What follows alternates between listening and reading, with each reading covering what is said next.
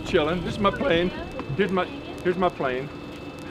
I'm the pilot. I'll tell you my first flight, I was in the 8th grade and I went out to the Highland Airport, and it's so remote that there's not even any buildings out there.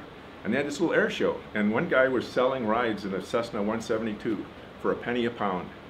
And my buddy Dave and I got on the scale, and I paid $1.60 for my flight, and he paid $1.30, and we took off with the pilot. He flew around, came back and landed, and we had a great time, but I was kind of miffed because I paid 30 more cents. I became a pilot in college. In 1968, I was in Wisconsin State University in Superior, Wisconsin, and I was an Air Force ROTC cadet. And the Air Force gave all the potential pilots 36 flying hours. So I went down to the local airport and flew and earned my pilot's license while I was in college. And I went to flight school at Randolph in San Antonio. And flight school there lasted 53 weeks. And I earned my pilot's wings in the Air Force.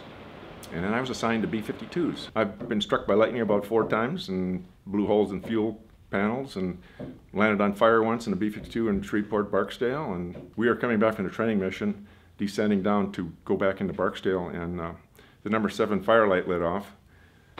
And sometimes it's an anomaly, a mistake and all that, but I looked out and it was all on fire. You know, there was real fire out there. So I shut that engine down, and then the number 8 lit off, and then we shut that one down.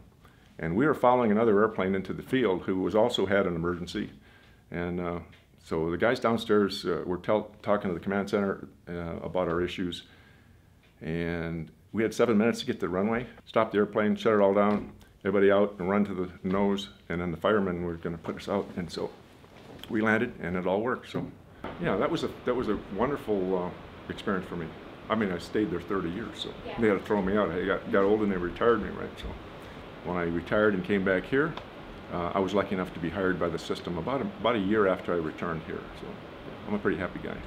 We're at the other extreme. We're in the safe world, you know, doing things extremely carefully. So you want to see part of an engine? So the engine is, the real workhorse of this thing is like here. The air comes in here, and then it makes a turn and goes into a burner can, and fuel is squirted in like 1,000 PSI. It's atomized. The back end of the engine spins about 38,000 RPM one way. The front of the engine spins about 34,000 RPM the other way. The front engine is geared down to 1,700 RPM maximum up here. This is all the oil pumps and various lines, and this is all magic. This is just an amazing thing. Flying is awesome. It's wonderful.